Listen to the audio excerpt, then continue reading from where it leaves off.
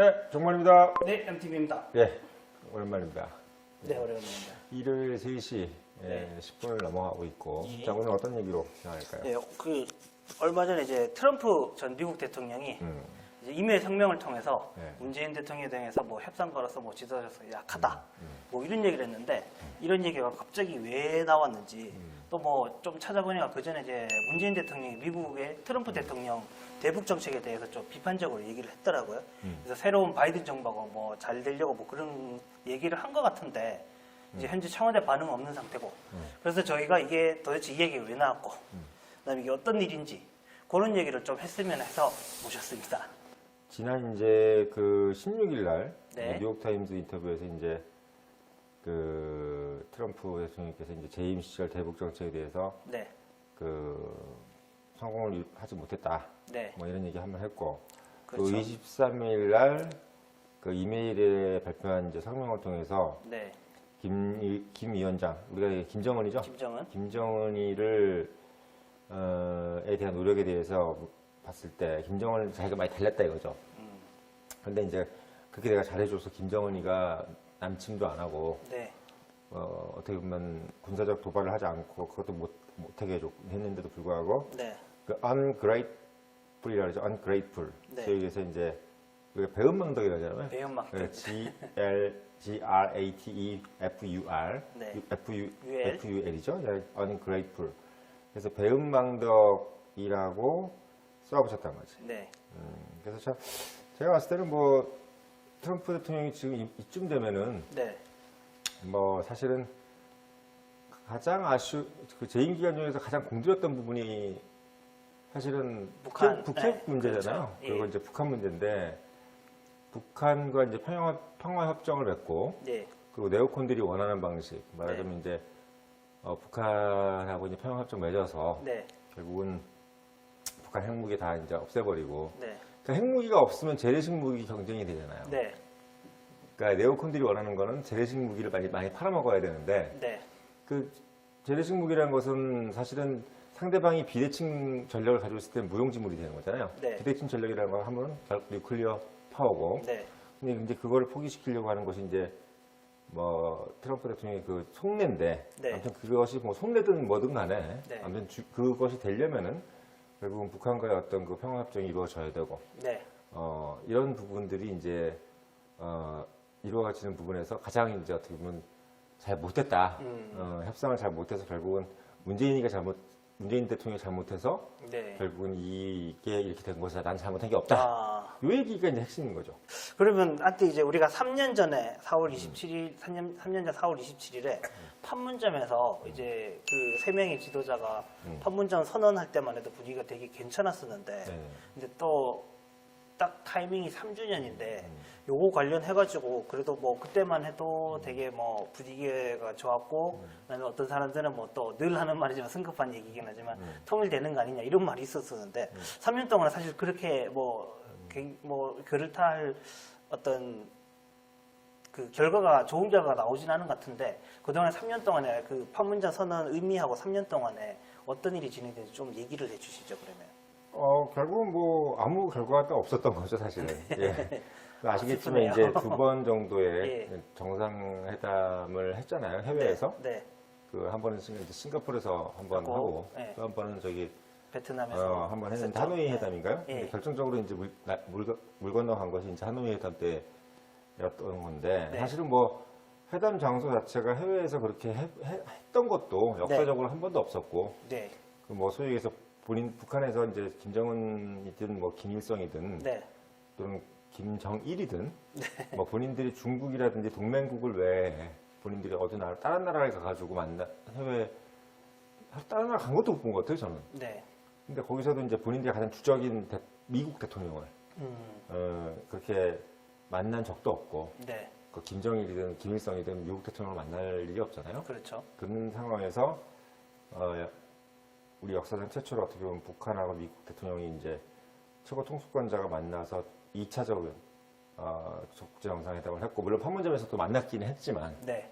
근데 이제 그런 부분에서 봤을 때는 외형적으로 봤을 때는 참 모양이 예뻤어요. 네. 그러니까 참 저는 이 민주당 정부가 참 아쉬운 게 뭐냐면 항상 이 부분이에요. 어떤 부분이죠? 그러니까 결국 모양 내기에 급한다는 거지. 아, 모양 얘기예요. 그러니까 모양은 예뻐. 네. 그렇잖아요. 그 뭐 판문점에서 막 줄 왔다 갔다 하고 네. 뭐 얘기하고 이쪽 내려가면은 뭐 처음으로 내가 38선을 넘은 음, 뭐 대통령이네 뭐네 이제 예, 이런 예. 얘기들에 너무 그러니까 모양 내는 데는 많은 의미를 두는데 네. 실질적으로 이걸 위해서 우리가 뭐 액션 플랜이라고 그러잖아요. 네. 우리가 뭐 예를 들면 3년 동안 뭐 원 스텝, 투 스텝, 쓰리 스텝을 해가지고 뭐라도 좀 이렇게 스텝을 밟아가면서 네. 당장 이것이 이루어지지 않더라도 뭐 후대 정권에 뭔가 이루어지더라도 여기까지는 뭔가 협정서를 맺고 네. 뭐 의정서를 맺든 아니면 국가 간에 무슨 뭐 어떤 서명을 하든 그런 어떤 어그리먼트가 없이 그냥 말만 있었던 그러니까 어떻게 네. 보면 너무나 김정은 위원장이든 트럼프든 그냥 최고 통수권자에 의한 빅딜만을 너무 생각하는 거죠. 빅딜.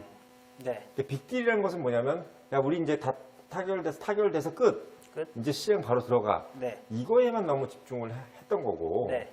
오히려 우리가 이제 좀 우리 국가에서 가장 국가 대 국가의 계약이라든지 뭐 개인과 사인과 사인 간의 계약에서도 가장 중요한 게 뭡니까? 계약서잖아요. 네. 그렇죠. 그럼 어떤 문서상의 어떤 그런 부분들은 전혀 수반되지 않는 그러니까 어떻게 보면 약간 좀 방송이나 영화에 나오는 어떤 그런 극적인 부분들만 너무 네. 생각한 것이 아니냐라는 네. 생각이 들 정도로 네. 어떤 통과 의례적인 어떤 서류 절차도 없었고 네. 또 단계별로 지나쳐야 될 뭔가의 어떤 그 뭐랄까요 이 협상의 어떤 중간 단계에 대한 어떤 그러니까 최종 목표가 있다면 그 또 중간 목표가 있지 않습니까? 그런 것들이 없었던 것이 또 문제였던 거죠. 아, 그런 어떤 영화적인 연출 부분에 있어서 갑자기 드는 생각인데 상당히 많이 관여를 한 게 이제 탁현민 의전 비서관이라는 얘기가 있는데 그분들이 결국 이제 그런 거 잘하시는 분이시잖아요, 이벤트. 네, 예. 그렇죠. 그런 거에 굉장히 탁월한 능력을 가졌다고 네, 알려져 네. 있는데, 근데 실제로 이제 일을 만드는 거는 뭐 의전에서 하는 게 아니고 뭐 외교나 통일부나 국정원에서 할 텐데 그런 게 어떤 계약서상으로 제대로 이행된 게 없으니까 좀 뭐 한반도 평화가 이도 더 진전되지 못한 것 같아서 좀 상대적으로 아쉽네요. 그러면 지금까지 말씀하신 건 일단 현재 이제 과거에서 현재까지 있었던 일이고 앞으로 중요한 거는 이제 뭐 미래일이지 않겠습니까? 네. 이제 문재인 대통령께서 임기가 1년 남았는데 사실 이제 많이 남았다고 절대 볼 수가 없죠. 짧게 남았죠. 선거까지 감안하면 바이든이 이제 새로 시작하는 거고. 그래서 이제 문재인 바이든 어떤 그런 한미 동맹에 대해서 얘기하다가 이런 얘기가 나온 것 같은데 그러면 앞으로는 어떻게 될지 그리고 이제 북한 김정은이 아니죠. 김정은 위원장의 그 임기는 사실상 뭐 계속 무한히 남아있다고 봐야 되는데 앞으로 어떻게 될지 미래 예측을 한번 해주시죠. 뭐 어쨌든 북한은 정권이 바뀌지 않잖아요. 그렇죠. 예, 북한은 뭐 계속 이제 김정은이기 때문에 네. 북한에 있어서의 어떤 부분, 북한에 있어서의 회담 자체의 대상자도 김정은이고 북한의 의사결정 방식도 언제나 다 빅딜이란 말이죠. 빅딜. 한마디로 얘기하면 그냥 최고 통수권자의 그냥 네. 통큰결단. 통콩결단. 네. 그때의 어떤 얘기를 자꾸 하는 건데 아마 민주당 정권에서 바이든 같은 경우는 그런 것들을 별로 좋아하는 스타일들이 아니잖아요. 뭐 다자 협상을 되게 상당히 중요시 네네. 여기고 개인이 뭔가를 결정한다기보다는 여러 국가, 뭐 한 국가보다는 여러 국가가 결정하는 거. 그리고 대통령 혼자보다는 또 여러 어떤 뭐 국가 기관의 수장들이 모여서 뭐 결정하는 그런 어떤 어그리먼트의 개념을 중요시 여기는 것이 이제 민주당 바이든 정부란 말이죠. 네. 그렇기 때문에 지금 문재인 정부가 해왔던 어떻게 보면 그 북한하고 미국이 뭐 암암리에 만나서 그냥 극적 타결로 평화협정을 낸다는 어떤 그런 약간 뭐 그 정광석화 같은 어떤 그런 이제 방법은 힘들 것 같고 이제는 어떻게 보면 네. 국제협약이라든지 네. 또는 주변국의 어떤 승인이나 또는 어떤 동의에 의해서 네. 아주 절차는 느리지만 뭔가 따박따박 따박따박. 예, 하나하나 뭔가 결과가 나올 수밖에 없는 어떤 통과 프로세서를 가져가는 네. 그런 방식으로 이제 바뀌지 않겠느냐. 네. 그러니까 최고 통수권자들끼리 만나서 뭔가 하는 것은 이제 없을 것이다. 네. 그리고 또 하나는 뭐냐면 한국과 북한의 관계는 뭐 당분간은 당분간은. 예, 미국과 북한의 어떤 그 고위급 그 인사들끼리의 어떤 네. 회담에 따라서 이제 향후 어떻게 될 것이 결정되지. 네. 지금 상황에서는 뭐 소위 얘기해서 뭐 우리 연정 라인인 문정인 교수라든지 네. 또는 뭐 이런 문정인 교수, 분들이 이제 뭐 별로 이렇게 뭐 나서셔가지고 네. 뭐 할 수 있는 입지는 크게 없지 않겠느냐. 네. 왜냐하면 이제는 한국의 어떤 그 중간자적 역할이라든지 또 운전자라는 어떤 그런 개념은 매우 추상적인 개념이고 국제사회에서는 별로 그렇게 사실 듣도 보도 못한 얘기인 거예요. 네. 국가와 국가 사이에서 어떤 중재 역할을 할 수 있는 국가의 가장 큰 핵심은 뭐냐면 네. 파워가 있어야 돼요. 파워, 예, 힘. 그렇죠. 네. 예를 들면 우리가 이제 가까운 예로 뭐 무슨 파리 의정서라든지 네. 런던 의정서라는 그런 의정서의 앞에 있는 국가들이 대부분 어떤 나라들입니까? 파리, 프랑스죠. 네. 파리 의정서는 어디서 작성됐죠, 예전에? 예, 베트남 전쟁이 끝날 때 네. 미국과 베트남의 전쟁이 끝났을 때 프랑스에 가서 이제 파리에서 의정서를 만들었단 말이야. 네. 한마디로 얘기하면 뭔가 중재를 하거나 이랬을 때는 그 중재하는 국가가 매우 어떻게 보면 뭔가의 어떤 영향력이 있는 그런 국가여야 된단 말이다. 그리고 런던 의정서 같은 경우도 뭐 그리스가 예를 들면 오스만 투르크에게 뭐 독립할 때 뭐 영국이 인정하겠다. 뭐 이런 정도의 어떤 그런 것들이 좀 필요한데 그러려면은 당연히 이제 뭔가를 인정하기 위해서는 어떤 그룹핑에 있어서 소속되고 예를 들면 뭐 G7이라든지 뭐 서방세계라든지 또는 뭐 우리가 소위 얘기해서 제1세계, 제2세계, 제3세계라고 그러지 않습니까? 네. 뭐 서방 1세계, 공산주의 제2세계, 세계. 이것도 저도 아는 게 3세계인데 네. 뭔가 어떤 여러 국가들이 어떤 수장격의 어떤 역할을 한다든지 그리고 또 뭐 리딩 국가의 어떤 개념을 가져가는 국가가 이제 보통은 어떤 운전자의 개념을 가질 수 있는데 한국은 어떻게 보면은 북한과 남한 사이에서 분단의 대상자이긴 하지만 네. 어떻게 보면 전쟁 당사자로서 지금 운사상에 있는 것도 아니고 네. 그리고 사실 어떻게 보면 북한보다 지금 뭐 군사력이 더 강하다든지 북한을 어떻게 보면 군사적으로 이끌어낼 수 있는 정도의 힘이 있다든지 네. 뭐 이런 경우가 없어요. 어떻게 한마디로 얘기하면 북한이 지금 군사적으로 두려워하는 것은 오로지 미국이란 말이죠. 네. 한마디로 얘기하면 북한이 대한민국을 두려워하지도 않고 미국이 대한민국을 두려워하지도 않는데 굳이 대한민국이 거기서 무슨 역할을 할 수 있겠어요. 그리고 그러네. 뭔가에 또 물론 뭐 역할이 있다면 어떤 경제적으로 원조를 해준다든지 이런 부분이 있는데 북한이 지금 바라봤을 때는 대한민국의 절대적인 경제적 원조를 바라는 게 아니라 한마디로 얘기하면 북한이 핵무기를 포기했을 때 미국이 어떤 경제적 제재를 풀어줄 것인가에 대한 것이나 관심이 있는 거지 대한민국이 뭘 해줄 거에 대한 관심은 별로 없어요. 한마디로 얘기하면 우리끼리 얘기해서 북한하고 미국이 봤을 때는 대한민국의 어떤 운전자놀이라는 거는 좀 웃기는 소리 같은 얘기로 들렸던 거죠. 그러니까 네. 한마디로 문재인 정부 때 그런 얘기들은 아까 얘기했던 탁현민이라든지 이런 분들이 만들어낸 네. 그 이벤트성 플랜카드 같은 얘기인 거예요. 네. 그 당사자들은 되게 기분 나쁜 얘기인 거죠. 네. 한마디로 얘기하면 내 생일인데 갑자기 딴 놈이 막 이렇게 뒤에 플랜카드 붙여놓고 네. 뭐 이상한 거 써놓은 거하고 똑같은 거예요. 네. 그런 부분이기 때문에 제가 봤을 때는 이제 한반도 뭐 운전자론이라든지 이런 것들도 이제 퇴색되지 않겠느냐 이런 생각이 듭니다. 네. 한때 굉장히 사이가 좋았던 세 사람이 뭐 세 사람 뭐 문재인 대통령, 트럼프, 김정은 이렇게 한때 사이가 좋았는데 서로 이제 이메일로 어떤 비판 성명을 하고 거기에 대해서 답하지 않고 김정은 같은 경우는 아예 본인이 나서지 않고 여동생 김여정을 시켜가지고 되게 어떤 그런 저속한 표현까지 써가면서 이런 상황이 참 아쉽습니다. 우리나라가 이제 북한과의 관계 때문에 뭐 코리아 디스카운트니 아니면 외국에서 너희 나라는 전쟁이 언제 일어나니 하면서 이제 서울에 가는 걸 꺼려하는 사람도 아직도 많고 코리아 하면은 북한 이제 노스 코리아에서 뭐 핵미사일 이런 이미지가 많은데 우리가 그래도 이번에 뭐 판문점 선언이나 이런 것들을 통해서 좀 더 상황이 나아지지 않을까 싶었는데 그게 여전히 그대로 남으니까 참 아쉽네요. 제가 추가로 말씀을 드리지만 사실 네. 뭐 판문점에서 뭐 그분들 셋이서 뭐 웃으면서 있었다 그래서 그분들의 사이가 좋았다는 것은 말도 안 되는 얘기고요. 네. 그분들이 세 명이서 웃었다는 것은 그냥 네. 웃을 수밖에 없는 상황이었던 거고 네. 전혀 친할 사이도 아닌 거고. 아 그렇습니까? 네, 1970년대 이후부터 네. 북한이 원했던 것이 미국과의 단독회담이었어요. 네. 미국과의 단독회담.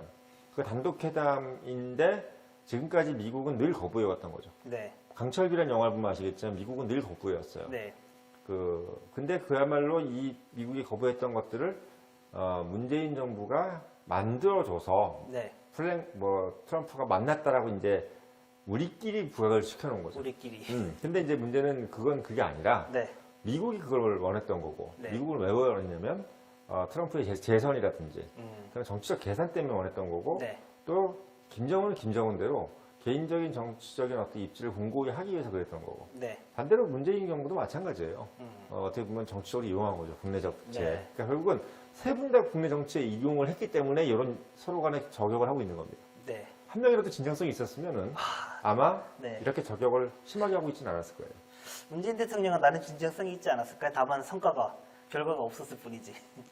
문재인 대통령 개인은 아마 상당히 의욕이 있었던 것 같아요. 네. 뭐늘 얘기지만 문재인 정부의 가장 큰 문제는 문재인 대통령 자신이 아니라 네. 문재인을 둘러싸고 있는 강성 친문이잖아요. 네. 그래서 그분들께서 지금 여러 가지 뭐 모양새라든지 여러 가지 이런 어떤 그 파쇼 같은 소위 얘기해서 파쇼가 파시즘 나오나요? 같은 네. 개념인 거죠. 사실 어떻게 네. 보면 이분들이 어떻게 보면 운동권 출신임에도 불구하고 하는 행동은 완전히 파시즘이죠.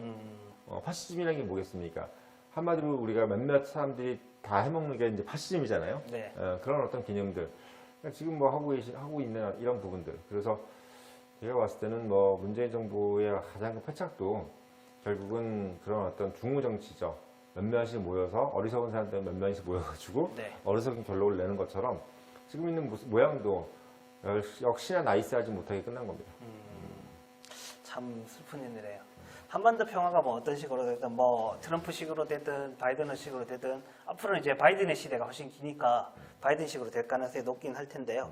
좀 전에 그 본부장께서 말씀하신 대로 차곡차곡 하나하나 프로세스를 밟아서 조금 늦더라도 한반도 평화가 잘 정착될 수 있는 그런 날을 한번 기다려 보도록 하겠습니다. 네, 그럼 오늘은 여기까지 하겠습니다.